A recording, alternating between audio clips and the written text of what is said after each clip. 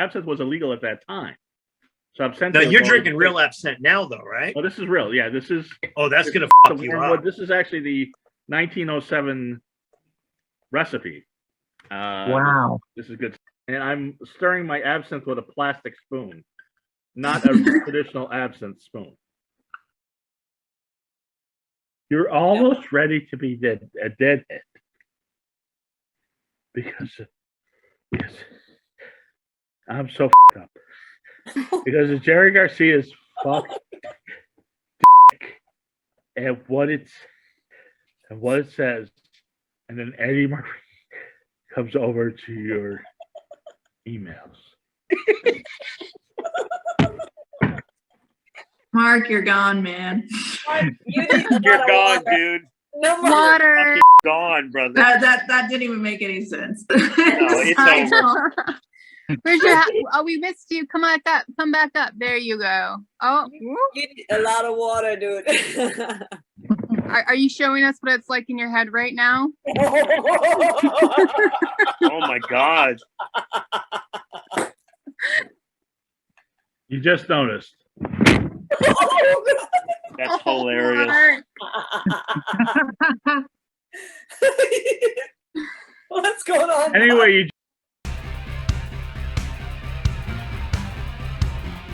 Oh my John God! Ryan. Surprise. Hi. Hi, good to meet you guys. Hi, good to see you. Yeah, you too. Yeah. Now, John, when did you first hear Savannah Pope, and what did you like about her? And then the overall, the set, like especially, Creature, that was the one. And Sweet. and John liked it so much that he saw all of your videos when you were singing Queen and all these other bands, and apparently really wore it out to the point I was visiting Las Vegas, and I almost put on one of your videos, and John's father and uncle are like, no, we've seen it so many times. That's awesome. Yeah. I love that. Ladies and gentlemen, introducing the one and only Savannah Pope. Hey. All right. I'm not really here, alive, but I disappear. For I have learned to drink time like mercurial wine from the atmosphere. The pain that kept me awake proved too much a beast to placate. Anew, for sanity's sake, I swim through a golden and blue outer space. Once in a while, I lay eyes on you, so mangled and used by the sea. Well, it's just like you told me. People harm me, and you're such a human being. You were a neighbor of Elvis's, and you went to the same school as Elvis. Yes, sir. Humes High. He dressed like a, I don't know what you'd call it, maybe like a pimp, but that's what everybody called it in Humes. But I was like pink, you like purple. Mickey missed batting practice. He showed up in the first inning. And Casey, how many fingers I got up? I'm sitting down there at the end of the bench. He said, I don't know. He said, well, have a seat. So the third inning comes around. 2 men on, 2 men out. Hey, Mickey, go up and hit. See if you can find the right ball to hit. The first pitch, left-handed, he hit a 565-foot home run. Wow. 2 innings later, he hit one right-handed, 500 feet. He came back to the bench. Casey had a bottle of Kentucky bourbon. He says, hey, Mick, have some more. I never forgot that. There would be no Jimi Hendrix without Chaz Chandler of the Animals. Right. I know Little Richard told me a story. He was playing the Cafe Wall and playing with Little Richard, playing guitar for him. And Little Richard thought he was nuts, too loud, too crazy. He fired him. Get out of here. Because you brag on your website, you walk around barefoot and you sell. Oh yes, You sell your foot dirt. my foot dust. You know, when I first started, I didn't even know what that was. I had to look it up. Foot dust? Yes. You should ask Santa. He knows. Oh no, I know. I know I've about fairy sold dust, my not foot foot dust. But yeah, you can literally sell any part of your foot. Like you want to exfoliate it, you want to cut your toenails. Guys, will buy it. Men buy your toenails. Mhm. And they buy your exfoliation off the bottom of their feet. I did a YouTube video of my pup literally just giving me a pedicure. Literally, from filing down all my calluses, from cutting my toenails to painting a clear coat of Chanel nail polish, like a top coat. And somebody in the comments was like, please don't throw away the foot dust and the exfoliation. They're like, I will send you money, please send it to me. And they lived in the UK. Nice. So I was like, okay, it's going to take a while to ship to you, but I will send it to you because you asked so nicely and you were so desperate for it. How did you declare that on the exit paperwork? I just sent it in an envelope with a nice letter saying thank you and put it in between and was like, enjoy. There. Do a little bit more of a firmer one. Are you okay with that? Do your best. All right. How is that? Oh, did you start? Okay. Such a naughty Santa! That means I can go.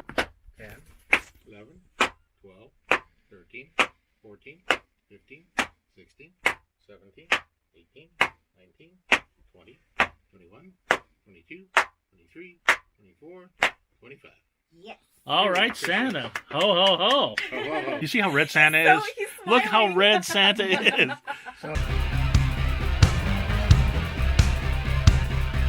Should I call you Mommy? Should I call you Face Tat or Face or Tat? What should I call you? Mommy, face tat. Oh man, everybody uses something different. So So face and body, how many tattoos do you have?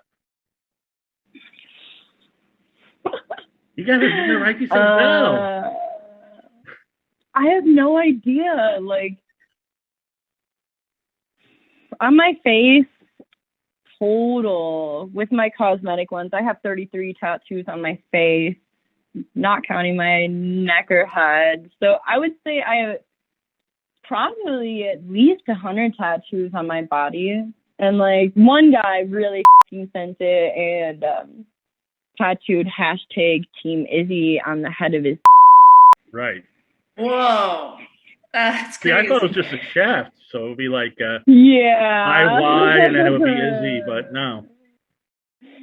No, it like went like all the way around. It looked so painful. It looked so painful. I was like,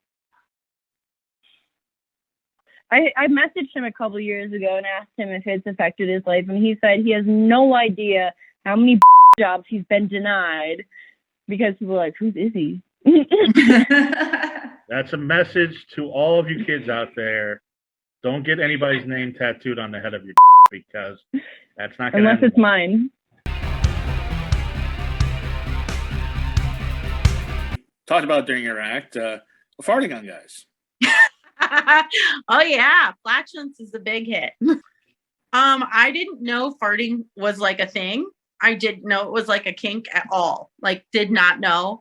And I was playing and with some people at a place in New Hampshire with some friends, and I bent over to pick something up. I forget what it was, like either a tool or tie my shoe or whatever. Mm-hmm. And I farted and I was mortified, right? And I'm like, oh my God. And so I played it off. I was like, I guess I'm just so hot. My body can't handle it or whatever. And this guy was just like, oh, that's hot. And I was like, what? I was like, you like that? And he's like, oh yeah. Right. And he was like, oh, do it again. He's like, can you fart again? And like started touching himself. And I was just like, I was like, what is happening? Like, and he was like, oh man, that's really bad. Like shame me. And I was just like, well, I'm vegetarian, it was just like, Yeah. it was really bad. So yeah, so that happened, and I was just like, oh, and he's like, oh, he's like, can you fart again? And I was like, I don't know, like, dude, like this one slipped out and whatever. So he was like the first person that like told me that it was something that could get into. And then, like just through the grapevine, somebody was like, hey, I really like, I wanted to try this or whatever. Would you be interested? And I was like, okay.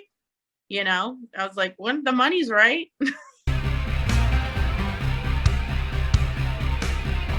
Yeah, Count Chocula is not our sponsor, but we would like him to be. I went to my grandfather. I'm like, can you teach me how to make fangs? And your grandfather was a dentist? My grandfather was an orthodontist. Okay.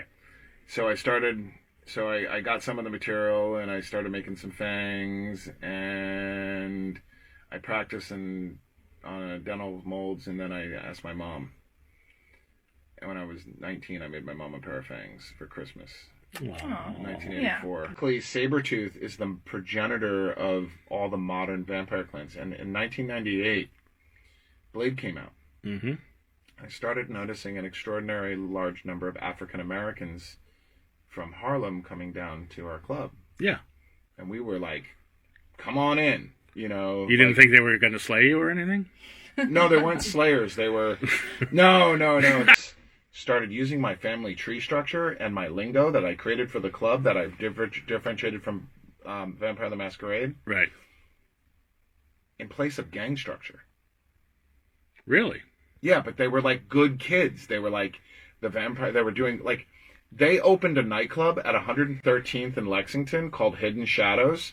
And I swear to God, they used all my symbolism. They used my Ankh, because it's the legacy Ankh. Right. I had this designed by an artist named Adrenin.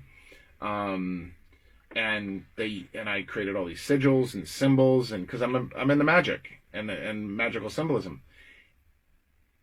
I can't tell you how amazing it was to go up to Harlem in 2004 and see 800 Black and Hispanic kids wearing capes and fangs and cloaks and trench coats and wearing fangs and contacts, and they were doing this way before. All because of you. Well. You're like Chuck Berry in reverse. Tell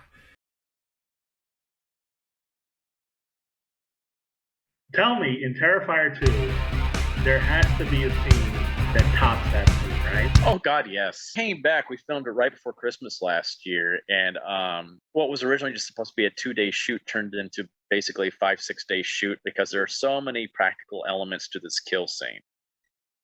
It's basically several minutes of art just slaughtering somebody relentlessly, and it's just I think people are going to be like, oh my God, dude, just stop, this enough is enough. Like it's Damien was even editing it, and he's like, dude, I'm getting nauseous right now doing this. And he showed it to his family, the rough cut of it during Christmas, and Merry Christmas. Merry Christmas, guys. And his mom's like, who are you? What is wrong with you? And she's the one that named him after Damien from The Omen. So it's like she was the one that introduced him to horror films as a kid. Oh, wow. For her to even go, dude, you're kind of going far with this. So I was like, why not? Why not? Let's push that envelope. Even without the makeup, can you give me one of those creepy art smiles? Something saying something saying something saying something saying something saying something saying something saying something saying something wavy wavy wavy. I was invited past the velvet rope of the buffer around Jimmy and Robert, and when I met them, I gave them a flyer to my show at the Viper Room the next night, and happily they came with their entire entourage, and they were really supportive. And then I asked them if I could sit in and at their show at the Forum. And I didn't know that they didn't invite people, that people don't sit in with Led Zeppelin. I just asked, I was in the habit of asking everybody if I could sit in. So I just thought, well, that would be fun. And they said yes. And they said, well, Kashmir, right? I said, oh, sure. Yeah, of course. And I didn't. But I have good ears. And I'll tell you a funny story. When I was playing with Herbie Hancock, I was on tour with him for a summer. He just called out a bunch of his famous tunes. One of them is Maiden Voyage, which is literally like Jazz 101. Like every kid in jazz band plays African maiden voyage, and I didn't, so I said to Herbie, so this kind of reminds me of when I learned to play Kashmir on stage with Led Zeppelin, and because I was learning to play his standard on stage with him, and he said, "Oh yeah, but that's easy. That's just rock and roll." So have to play with them. I just knew it in my bones. So I went and found an amplifier in the convention center. I brought it into the room where I climbed up on stage under their legs, because I'm 5 feet tall, climbed up under their legs, found a plug on stage, plugged in the amplifier, and plugged myself in, and then popped up next to George Clinton. And he looked at me like, do I need security to get this strange goth creature off of my stage? And he looked at me like, is she crazy, or what's going to happen? And he sang me a little riff, and I played it back to him. And then we had this conversation, and it turned into this, this musical love affair. And after the show, he took me aside, and we went back to, the entourage went back to his hotel. He listened to my whole record, and the best compliment he gave me was I was funky. When I was not a heavy smoker, but I enjoyed cigarettes, and then I stopped enjoying them, and then I finally decided to kick the habit, and that's how I did it with pot. Every time I felt like a cigarette, I'd light a joint.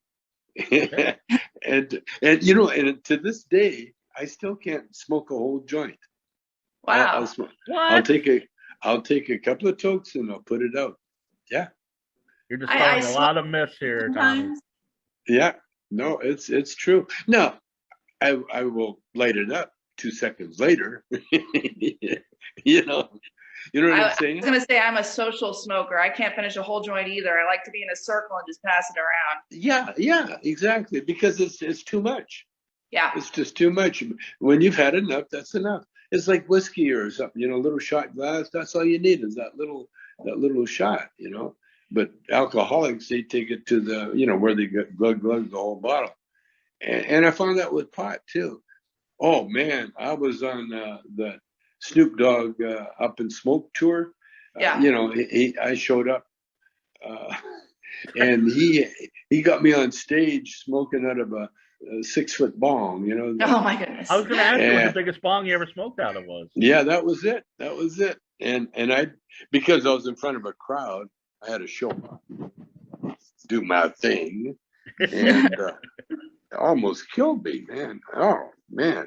Yeah, everybody thought it was. Cool. Yeah, they thought I was acting the fool, being a comedian. Oh, look at Chong writhing around on the stage like he's dying.